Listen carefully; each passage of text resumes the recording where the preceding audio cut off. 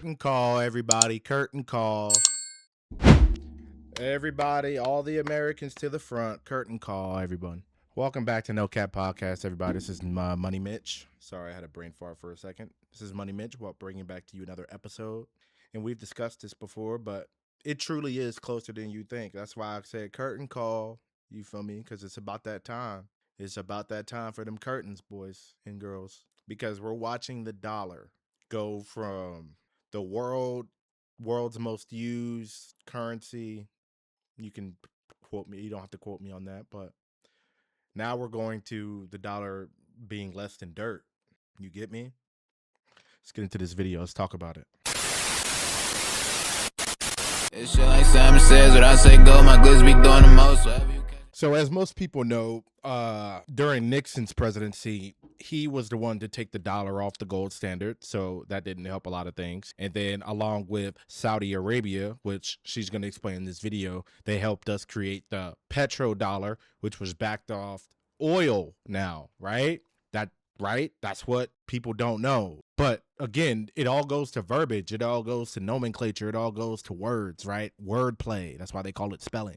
If it says petrodollar, what does that mean? Oh, what does it mean, Capone? Oh, it means that the dollar is backed by petrol fuel, oil, right? Like petrol, it's the same thing. Because right, gas. Like people are like, oh, well, where do they get gas from? Well, it's a slew of chemicals. Like gasoline is made with a slew of different chemicals.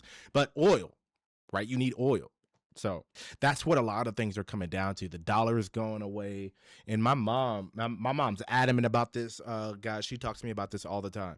So what she tells me is what's going to happen is the dollar is not necessarily going away, but think of the dollar as the euro and then the euro as the dollar. So what's going to happen is BRICS, Brazil, Russia, India, China, Spain, BRICS, I want to say that's what it's called. I want to say those are the nations. What they're going to do, their currency better, right? And everyone that uses theirs on that side of the world. So then ultimately what will happen is, let's say, for example, China's dollar and everybody under BRICS, aka with China, they're going to be making a lot of money. Now, America's not part of BRICS. We're part of NATO, right? The dollar do the same. Like our dollar that we use every day would be basically as much as a fucking peso. But my mom's been collecting currencies because she keeps telling me, oh, it's going to revalue. They're going to revalue. Like we're going to be whatever. And me being a skeptic, because I'm like, bro, that just sounds too easy. But the way it's looking, it might actually be a feasible play. So now we're going to get into this video. It's by ITM Trading Inc.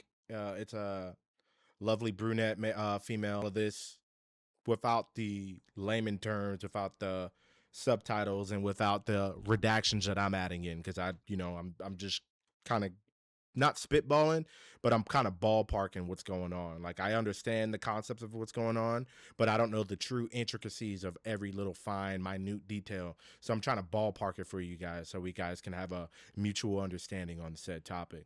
But enough of me talking. I think this is the longest I've talked in a podcast prior to the video. Enough of me talking. Let's get to the video. If the dollar lost its place at the center of global trade, your cost of living would never be the same. And right now, Saudi Arabia, the country that helped create the petrodollar, is teaming up with China to launch a direct alternative. Now, the mainstream media doesn't want you to know that once this is live, it could change everything from the value of the dollars in your wallet to the entire global monetary system as we know it. So what exactly is this new payment system? How is Saudi Arabia involved? How close is it to launching? And what does it mean for the future of the dollar? Well, let's get into it. In case you missed it this week, China tees up digital payment system to compete with the dollar. Beijing's cross-border currency platform will be backed by central banks of Hong Kong, Thailand, the UAE, and Saudi Arabia. Now, I, of course, am talking about Project Enbridge, which I've been warning about for the better part of the last 2 years. But before I go into what exactly it is and how close we are to having it launch, we first need a little bit of context around why it's such a big deal. Now, right now, most people out there understand that the dollar is the global reserve currency, right? The dollar is the foundation of the monetary system as we know it today. The majority of foreign exchange reserves, as far as currencies go, are kept in dollars. The majority of trade is done in dollars. And many nations have been seeking alternatives. They're trying to chip away at that dollar dominance for a variety of reasons. First and foremost, the dollar has been weaponized against nations. We could go back to when Russia invaded Ukraine and the U.S. froze and seized U.S.-Russia's reserves, right? Everyone else looked around and said, hey, if it can happen to Russia, it can happen to us. The dollar is the U.S.'s #1 weapon that can be used against almost every single person at any time at the blink of an eye. Number 2, nations want a seat at the table, right? They want more authority. They want more power. They feel like it hasn't been an equal playing ground. The U.S. really has been able to dictate what happens globally because, again, people are afraid of making Uncle Sam mad and ultimately being on the outs with the dollar. And number 3, we all know that inflation is getting worse. Who wants to be handcuffed to a currency that is losing value every second of every day? It doesn't make sense from a business perspective. No, everyone is trying their best to position for a new monetary system, which is why central banks have been buying massive amounts of gold, but also in the background, they have been working on new payment rails. Now, the reason why this is such a big deal is because, again, people go, well, Taylor, it's 2026. If nations wanted to trade in other currencies, couldn't they just do that? But it's not so simple. Not only from an optics standpoint is it bad, but the technology actually really isn't there. Think about it like this. If you have a bunch of different airports with a ton of different airlines, right? All those airlines operate independently from one another. They can set their own schedules, they can handle their own passengers, but ultimately, if there's one central aviation force that's determining when planes take off or when they're grounded, they're going to have to ultimately defer to that one aviation source. That's the same as the dollar. Yes, you can have a bunch of different nations with their own currencies, but ultimately, the payment rails, the infrastructure in place, the messaging system of how payments are sent and received is all tied to the dollar, which is why it's been so easy for the United States to cut nations off from global payments, right? Now, in the last few years, we've seen more progress from nations who are trying to move away from the U.S., and this brings us back to Enbridge, okay? Now, this was a project that was led by China, and at this point now is seen really as Chinese dominated. But again, it includes the central banks of China, Hong Kong, Thailand, the UAE, and Saudi Arabia, okay? Which we'll talk more about Saudi Arabia's involvement in just a minute. But China's drive to widen global use of its currency has been boosted by the Iran war, okay? So that means that China has been relying on their messaging systems more often, particularly SIPs, which is a direct competitor to SWIFT. Now, I don't want to get too in the weeds here because this gets a little bit technical, but again, SWIFT is the dollar-dominated messaging platform, okay? You could think of it like this. If you had a bunch of highways, SWIFT are going to be the road signs, okay, that tell you where to go and what's going on. The roads themselves, okay, Enbridge is a different road. So it's a different payment rail that's being built by these central banks. Now, China has its own alternative to SWIFT, which again is SIPs, which has seen far more activity in the last few months, especially after the Iran war started and nations were looking for other ways to transact with each other. A quote here that I thought was very powerful is that it says, there is an alternative financial systems arm race going on quietly in the background. A alternative financial systems arm race, okay? So it's not just China. You have the UCB. You have Europe also getting involved in this. You have a lot of different nations who are saying, again, hey, we can't all be relying on this one system that's dominated by this one currency, by this one country. Now, this is a big problem for the United States. This is where it comes back to how it impacts all of us.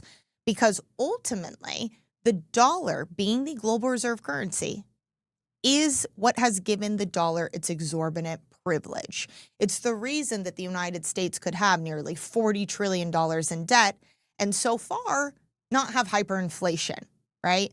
I mean, inflation is not great. The official numbers are 4.2%, but we know that they're far worse than what they're telling us, and that ultimately inflation comes in two waves. The second wave is always worse than the first. So for anyone out there who thought, oh, 2021, right, what we saw a couple of years ago, that was the worst of the inflation, buckle up, because you cannot continue to print the way we've printed. You cannot have now the Federal Reserve buying U.S. Treasuries, assuming they're buying, right? Call it QE light, call it whatever you want. It's quantitative easing. You cannot buy your own debt and assume that inflation is not going to go up. But the only reason that the United States has been able to get away with it for so long is because of the dollar's position on the global stage. There is always demand for dollars. There's always demand for U.S. debt up until now. And when I talk about this, sometimes people get upset and they go, listen, Taylor, the dollar's not going anywhere tomorrow. It's too ingrained. It's too big. You talk about dollar collapse. And what I always try and explain to people is that it's not like the flip of a switch, right? It doesn't mean that the dollar is collapsing tomorrow. Now, that day could come.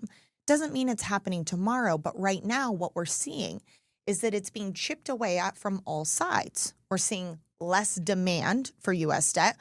We're seeing alternative payment systems that are getting ready to launch. We'll talk about that in just a second. We're seeing now the biggest supporters of the dollar, whether they want to be or not, right? Saudi Arabia, the petrodollar. When I talk to people about what the dollar is actually backed by, it's not backed by gold, that's for sure, right? It's not backed by gold anymore. What is it backed by?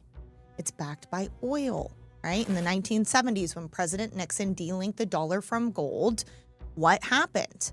They created the petrodollar agreement, okay? It essentially created an indefinite demand for dollars because everyone who needed oil was going to be using dollars. That has been being chipped away at. We now see other currencies being used to purchase oil, especially over the last few years and even more so over the last few months. You now have Saudi Arabia, who historically has always been tied to the US, right, over the last 50 years. Now you see Saudi Arabia moving towards the BRICS nations, particularly China. When we talk about China building their golden corridor, right, a series of physical gold vaults with their partner nations, where are they building one? Inside Saudi Arabia's borders. Why is that? Why would they possibly need a gold vault inside of Saudi Arabia's borders?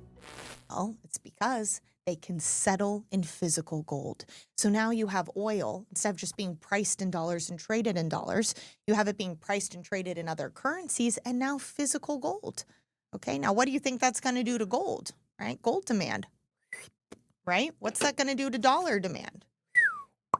Okay, that's exactly how this is going to work. And we're going to talk about how this impacts you in just a second. But again, this is a big deal.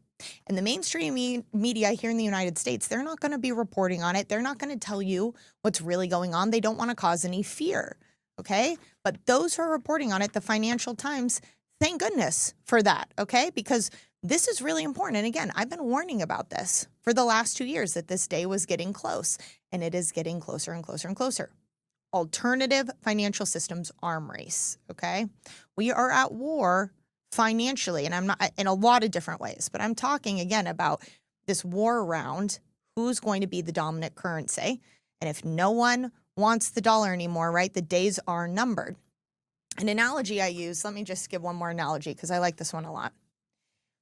An analogy I used at the VRIC conference this year when I was talking about this is that you can think about it like cable versus streaming. We used to live in a time when cable was dominant, right? Everyone used cable. No one ever thought it would go away. Well, what happened? Eventually, an alternative was created, streaming. And at first, cable was still dominant. But little by little, streaming became faster. It became more accessible. It provided different options. And suddenly, you saw streaming start to gain popularity. Now, it didn't happen overnight. It wasn't one day suddenly streaming was the dominant force and cable was the minority. That's where we are today. But what happened to cable, right? It didn't die. It didn't disappear completely. It's still out there. The channels are still there. But the amount of people who use cable is very, very small, right, compared to streaming. That's how these things start, with an alternative. So I know there will be some people out there in the comments saying, this is a big nothing, right? You're making a big deal out of nothing. But ultimately, this is how it always starts. You can look at history. It's simple. Tell me your thoughts, though, in the comments below. Do you think this is a big deal? How long do you think the dollar has still as the dominant force? Do you think we're looking at a couple months, a year, a few years? Tell me your thoughts in the comments below. I want to hear from you. Okay? Because it says right here, the global payments landscape, which was once dominated by SWIFT, is now fragmenting into a system of competing networks, with Enbridge set to be one of them. And the reason, again, why this is such a big deal is that if you have these alternative payment infrastructure rails set in place, it significantly decreases the United States' ability to keep that ironclad grip, right, that it's had on the financial system, essentially forcing everyone to keep the dollar at the center of the system. And there's a reason, too, with Enbridge, if you guys have been following this, and I've been reporting on this as well, right? All these central banks got together and decided that they were going to do this. And guess who originally was working with them on this project? Because this tells you everything you need to know. They were originally working with the BIS, okay? The Bank for International Settlements. And it was in 2024 that the BIS just dropped out of the project, dropped out completely, okay? They said, oh, we're actually good on this in the dead of the night. That doesn't just happen. You just don't spend years and all these resources and time, the central banks, helping these other central banks create Enbridge, only to completely back away. Now, the official messaging is just, oh, they got it to minimal viability. You know, it was okay. Our time here was done. No longer need to be involved. But it's very clear what happened. The United States got involved and said, absolutely not. Are you kidding me? If you continue to push this forward, what's going to happen to the dollar, right? So that's why the BIS, even the central bank of central banks, right, had to fall in line with the United States. Now, of course, and I'll read this just to be fair. It says the BIS's then general manager, Augustine Carstens, denied that there was any such pressure. And that name might ring a bell for you guys. Of course, he's no longer the GM of the BIS today. But this is the same person who came out and said CBDCs, central bank digital currencies, will give them complete and total control, right? Absolute control. And that they'll now have the technology to enforce that control. A key difference with the CBDC is that central bank will have absolute control, and also we will have the technology to enforce that. Therefore, the degree of control will be far bigger. For anyone out there who wasn't scared of CBDCs, right? That is what this payment system is set up for. Enbridge, okay? What it is, again, is payment rails for different central bank digital currencies to transact on, okay? That's a really big deal. It's scary because now you're going to have all these other nations, right? We know China, Russia, certain nations have been moving forward with their CBDCs. You know, Saudi Arabia, Thailand, okay? I mean, I know here in the United States, we've been promised there will be no CBDC. Instead, it seems like what we've done in the meantime is just move forward with stable coins, right? That's where we put our eggs in that basket, which is why I'm not a fan. I mean, for many other reasons as well. But sometimes I wonder, is it the Trojan horse? There's no way that we are in a financial arms race with these other nations as far as systems go, and that we're going to let them have complete and total control over all of their citizens, right? And what happens next, and we're not going to. It does not make sense, which always makes me question what's really going on. But the bottom line here is that moves are being made. And I've said this before, it would be a grave mistake to underestimate the BRICS nations and what they're up to just because they're not as boisterous and loud as they once were. Just because you don't hear about all the progress that's being made does not mean it's not happening. So how close are they to launching this? Well, the article does not give an official date, but they said that they are in advanced preparations and getting very close, which tells me that, again, as things have been heating up with the war in Iran and there's been a higher demand and a need, things are moving in that direction. So Could it be a couple weeks, a couple months? I don't know how close we are, but we are getting close. And again, this does not mean that the day this launches overnight, poof, the dollar is worth nothing. But it does mean that it will chip away at the dollar's dominance, which has already been happening. The percentage of dollar global foreign exchange reserves, right, has been on the decline for the last 25 years. We're about to drop under 50%. The dollar's about to drop under 50%. At the same time, we have gold overtaking US Treasuries, right, as the dominant global reserve asset. Gold. There is a reason that central banks don't want this and they want this, because ultimately the writing is on the wall. If those at the very top, those in power, right, they understand that the dollar is going to continue to be worth less, that we have a global debt crisis, right? And the United States is going to have inflation that leads to rapid inflation and hyperinflation, and eventually a currency reset, right? That's where we're heading. We followed the same pattern, the same stages time and time again that other countries have gone through. The only reason that the US is different is because it's the global reserve currency, because it's the foundation of the global monetary system. That's the only reason that the US is different. And what I'm telling you right now is that that position is not only in jeopardy, right? It's crumbling in front of our very eyes. So again, I'm not trying to be alarmist and say, oh, it's happening tomorrow. But ultimately, it is going to become harder and harder to convert your fiat currency into, right, a true store of value, into physical gold, physical silver, to make sure you're protected outside of a system that not only is going to have all those that are trapped inside of it losing, right, all of their purchasing power and their wealth. And I'm not just talking about dollars, your savings, your checking. I'm talking about annuities. I'm talking about the stock market. I'm talking about bonds. I'm talking about everything, right? And not only that, but the future is digital, okay? And remember that quote from Augustine. You know, he's the one who said total control and the technology to enforce it. That is where we are heading as a monetary system, okay? I'm telling you, they're going to do whatever they can to keep the system running and to squeeze everything they can out of it, at whatever expense it is to you and I. So, that's not the happiest story, I guess, today. And I know I went on a bit of a rip there, but when I see things like this, it just really fires me up, because I know there's so many people out there who are following this, but I know there's just as many who have no clue or are content right now to not really open their eyes to what's coming next. So hopefully this was helpful. If it was, please share it with someone, right? A loved one, a friend, someone who's interested or, again, needs to know what's coming next.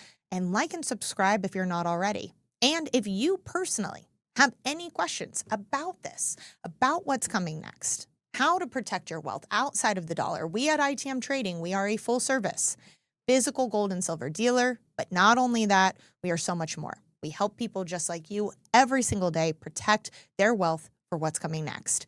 So call us at the number below if you have any questions. And you can also always scan the QR code if you want more information. We have a free gold and silver guide that you can download and keep your copy right now. Either way, just make sure that you're protected. And in the meantime, thank you so much for being here. I'm Taylor Kenny with ITM Trading, your trusted source for all things gold, silver, and lifelong wealth protection. Until next time. All right, guys, she told you the truth. The dollar's crumbling every single day. You can deny about it if you want. That's why I ask people, why you still work? People are like, oh, well, you got to work. You got to do something. Yeah, do something like other than work, because you're working towards an inevitable end. The dollar ain't is strong. I tell people this all the time. The boomers fucked everything. The boomer, like my grandmother, bro, like her generation, they fucked everything, bro. You could buy a house for $40K. Crib, like a crib too, like a crazy crib. Like $40K was like you buying a hole in the wall. Nowadays, $200K is buying a hole in the wall. Now, the 100,000, that would buy you a crib. Now that's in the millions. Like for a crib, like a crazy joint, right? Right. So you can lie to yourself all day. I see people lie to themselves all day. Oh, like, you know, I'm making this bread. What bread are you making, bro? What bread are you making? because the bread that you're making is being fluctuated price wise the second you make it. So what bread are you making? You're making a single slice of bread. You're not making the whole loaf. You get what I'm putting down? You're putting you're trying to put a standstill on something that's inevitable, and that's just impossible. You know? It's like someone saying, you know what, I'm gonna do everything I can to not die. I'm gonna eat vegetables, I'm gonna not smoke, I'm gonna not drink, I'm gonna not do none of this. I'm gonna do everything I can to stay alive as long as I can. And then that nigga die at 50. Like what was the point? Like, you did all this shit, you tried to nurture your life so well, and you still die prematurely. Same thing with this shit. Y'all do all this shit, y'all do better jobs, you get better jobs, whatever the case may be, but it still doesn't outpace inflation, and then inflation is inevitably going to lead to the dollar collapsing. So what groundwork did you lay? There's only a couple options that I see right now, and I see these options more as band-aids. I don't see them as long-term. Actually, they can be long-term as long as you are able to survive. And the definition of survive is to overcome and adapt. If you can do that, you can live these places. Belize, anywhere in Thailand, from what I've seen, Phuket, Pattaya, Bangkok, dope, right? Bali, Indonesia, anywhere that you want to get away from this bullshit, go to those places and still make American money. And this is the ultimate play. I'm gonna tell y'all the ultimate play. I'm about to break it down to y'all. The ultimate play is to leave America while still making US dollars until, let's say, this curtain call happens, this financial US dollar collapse. Make US dollars until it collapses. And then once it collapses, turn that over and make that currency, if it is more, right? And then take the US dollars you made and convert it. That's the play. That's the ultimate play. And that's the only way I think of getting out of it, because at the end of the day, if you stay in the US, you're going to spend more US dollars, and you can't afford to even live in the US. Now, if you go to a different country, you can afford to live there. The only the only immediate obstacle you're going to have to file, and I said file, the immediate obstacles you're going to have to file is filing the information for your dog and filing the information for your visa. Once you get those things taken care of, bro, you're golden. You're solid. You get what I mean? So that's the type of groundwork we're down to. We need to lay that type of groundwork. Now, are you going to go to these places and have the best time of your life? You don't know. You have to be all the American shit's got to go out the window. You have to treat people accordingly. If they're good to you, treat them good. Color doesn't matter when you leave the US. It only really matters in the US for real. You get what I'm saying? Because when you leave the US, where color matters, they're afraid of you or they're not. From my experience going from Qatar, Saudi Arabia, Jordan, the UK, Germany, all these places, they're more afraid of you than they are discriminative of you. There's a difference. And I'm sorry, I didn't include the most important thing, your visa. Not your visa, your passport. Get your passport. If you guys need help getting your passport, comment down below. I will go through the process of printing out the forms for you. And then just print out the form, fill that bitch out, and take $100, I'm going to say $200. Because the prices may vary depending on state. The prices may vary depending on continent, country, etc., so forth. So take that paper filled out, $200. I'd say $200 to $500 in that range. Get a passport. In the state of Idaho, it's $160. In a lot of other states, it's $160. I'm just telling you to hold a little bit of money on the back end so you won't be like, oh, Capone told me to. No, shut up. I didn't tell you to do nothing. I told you to get your passport. Period. Right? So get your passport, travel, see what's going on around the world, right? And then make the executive decision, especially the fellas out here. You're a man. figure out how to do it, figure out how to take care of this, right? You're a grown ass man. I don't expect anyone to be looking at this video under the age of 20 or 19 or 18. You're grown, damn near by law, right? You could go to court and get tried as an adult. So take that time and disappear. Lock the fuck in. Take the time and disappear. Because the women will be there. The women will be in Bangladesh. The women will be in Bora Bora. The women will be in Switzerland. The women will be in Germany. The women are everywhere. So if that's your distraction, tuck that away. Tuck that away. Take it as, well, I like to play video games. Yeah, me too, right? But if I were to sell my Xbox that you see right here, if I were to sell my Xbox today, I'd get it back in a couple months. Because you ain't gonna separate me from my video games, bro. Period. Like, I'm a lot of things, but I'm a nerd first. Period. I play video games all day. That's why I got all three. I got the PC, I got the PlayStation 5, and the Xbox is right next to it. That's why. It's not because, oh, I need to be the best. No, nigga. I like what I like, and I'm going to throw money at it. So take your time, lock this in, and make this shift. Make the shift. Being discriminative means I'm not afraid of you. I just want to make you feel bad. Being afraid of you is I'm not going to say shit to you, so I'm going to look at you a certain way across the hall, and I'm going to be real timid around you type shit. There's a difference, right? So the American dream is outside of the U.S.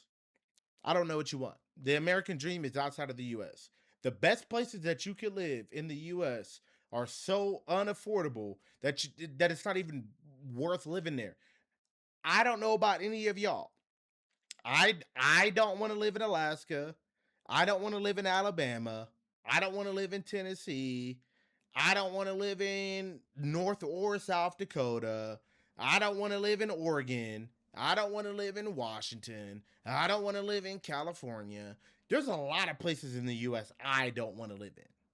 And I know a lot of people feel the same way. Realistically, people have about a 4 to 5 pick ratio of where they would actually set base down. My bases are Idaho, because I've been in Idaho for the last 10 years. So, yeah, I don't like it, but if I'm going to keep my house, so I'll rent that out. I personally would go back to my hometown, VA. VA super expensive. It's not the best, but top 5, remember, right? You got Texas. I would live in Dallas, Fort Worth, Texas. Absolutely. I would move there tonight. Even after everything that I heard about it that makes it non-desirable, traffic, people being a piece of shit, traffic and people being a piece of shit both times at the same time. There's a lot of things, right? Right? So that's 3. Florida's on the bottom, very bottom. Like bottom of that list out of that 5. 5 is like, once you get to 5, that you damn near don't want to live anywhere in the US. Like 5 is like a pity party. Like, well, I guess, that's the thing. I don't live like that. Like I want my best foot forward all the time, and I want to enjoy the shit that I want to enjoy in the time I want to enjoy it. You get what I'm saying? So I give you 4 places. I can't even name a 5th place in the U.S. Richmond. That's still in Virginia. See? Okay, I fucked it up. I failed. Yeah, most places that the top 4 places I named is where I would live. Oh, I'll throw in this one. This is 4. Vegas, Nevada. Fine, fuck it. I wouldn't mind seeing what that life is like in Nevada, but I personally, if I had a choice, if I had $300,000, I would not take my time out to go to Nevada. I wouldn't take my time out to go to Nevada. I wouldn't take my time out to go to California. I wouldn't take my time out to go to Florida. I would take my time to go out to 3 places, bro. I would take my time out to maybe go to Virginia to see if I can make 300,000 shake if I had it liquid. And then next place would be Texas, Virginia, Texas, and then the last place in that order, top 3, Florida. Because I like the water. I don't care about the water. I like it. It's cool. But I'm not a swimmer. Like, I used to swim, but I'm not like, oh, I need to go swim. I need to be near water. I don't care. If I can get some seafood here and there and it's legit, cool. We in there. You get what I mean? But yeah, like, we're just in a mixing pot of bullshit. And every day something new. A couple weeks ago, I did a video on the meteor strikes. A couple weeks before that, the food is being tampered with. The pesticides in the crops is being tampered with. The gas is being tampered with. The oil. You're getting hit from all fronts. So, like, if this was a cookie, a perfect circular cookie, you got niggas biting at this cookie from all sides, bro, to where it's about to be nothing.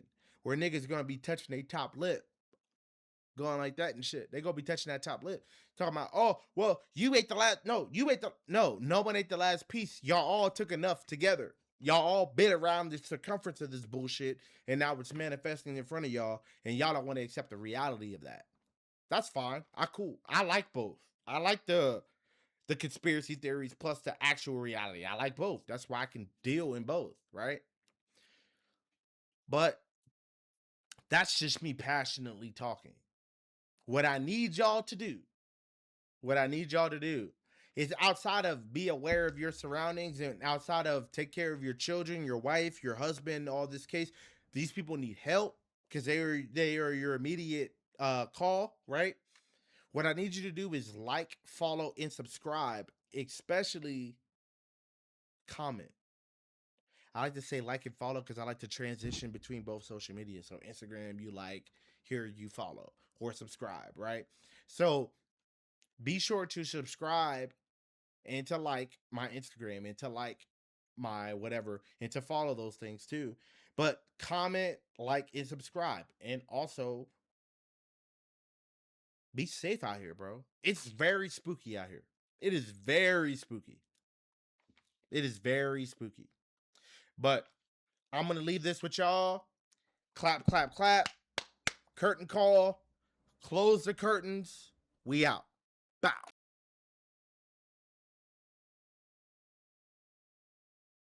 You want to get some pictures of me in it?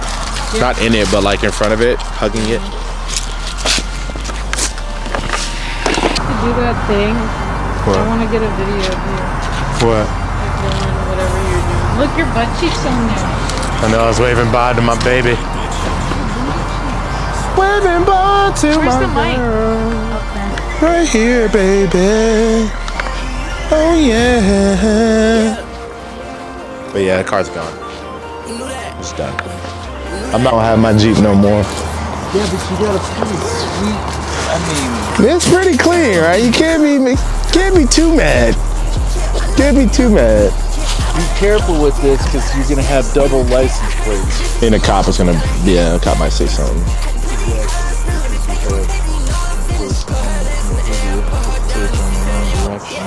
It's casual. Well, I'll say, want me to hold it for you? At least I'm realizing it now instead of.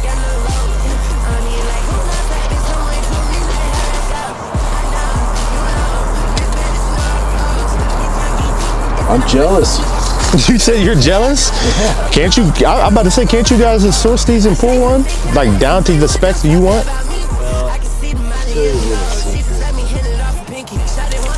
Again, same thing. It's not a competition. But if you look over the corner over there, there's a little white. I see the 2 Series. M2. That's yours? That's mine. So, get out of here. You're over here. I'm jealous. You got an M2. Yeah, but